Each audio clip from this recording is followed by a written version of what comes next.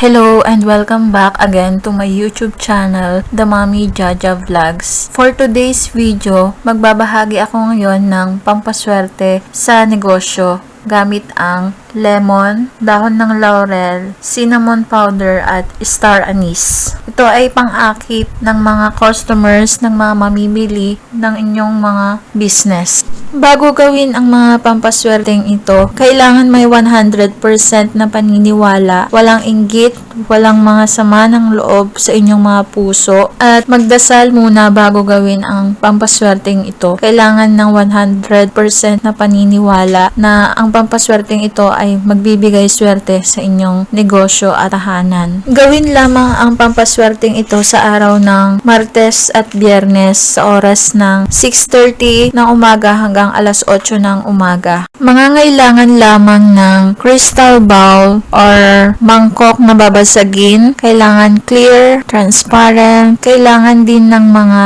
dahon ng laurel, yung mga durog. Kailangan din ng buong lemon na hiniwa ng pakrus. At mangangailangan din ng 3 pirasong star anise. Ang lemon, ang siyang mag-a-absorb ng mga negative na energy. Ang asin, isa din ito sa mag-a-absorb ng mga kamalasan. At ang cinnamon powder, ito ang maghahatak ng swerte at protection. Ang dahon ng laurel, proven at legit na ito na panghatak ng swerte at kasaganaan. Ang star anise ay isa ding pang-attract ng swerte sa negosyo. Ang pamamaraan ng paggawa nito ay kunin ang crystal bowl or mangkok. Lagyan ito ng 3 tsarang asin. Ang asin ay pang-absorb ng mga negative energy at isa din itong pampaswerte. Saka ito lagyan ng cinnamon powder. Ang cinnamon powder ay mabisa ding pampaswerte.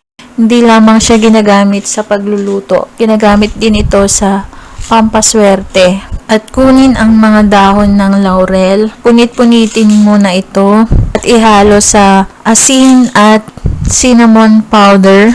Paghaluin muna ang asin at cinnamon powder. I-mix ito ng maigi. Punit-punitin muna ang mga dahon ng laurel hanggang sa maging maliit lamang ito at ihalo sa asin at cinnamon powder. Paghaluing mabuti ang cinnamon powder at asin at ang mga pinunit na dahon ng laurel. Haluin ito ng paulit-ulit. Kapag nahalo na ang 3 sangkap, kunin na ang lemon at isiksik ang mga ito sa loob ng lemon. Punuin ang lemon ng mga pinaghalong sangkap na asin, cinnamon powder at mga napunit na dahon ng laurel.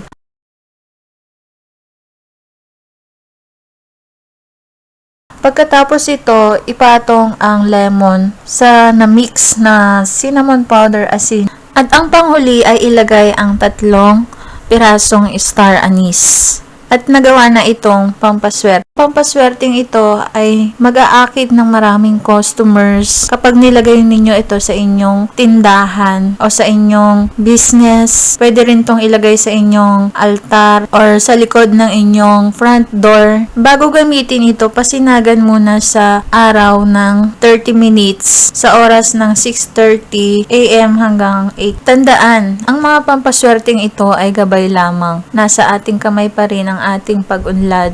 Magsumikap, magtiyaga, dumiskarte at magtrabaho sa buhay at lalong-lalo na manalig at magdasal sa Poong May Kapal. Yun lamang po ang video ito. Kung nagustuhan nyo po ang video ito, mag-like at mag-subscribe na para maging updated sa mga next video na i-upload tungkol sa mga pampaswerteng bagay-bagay.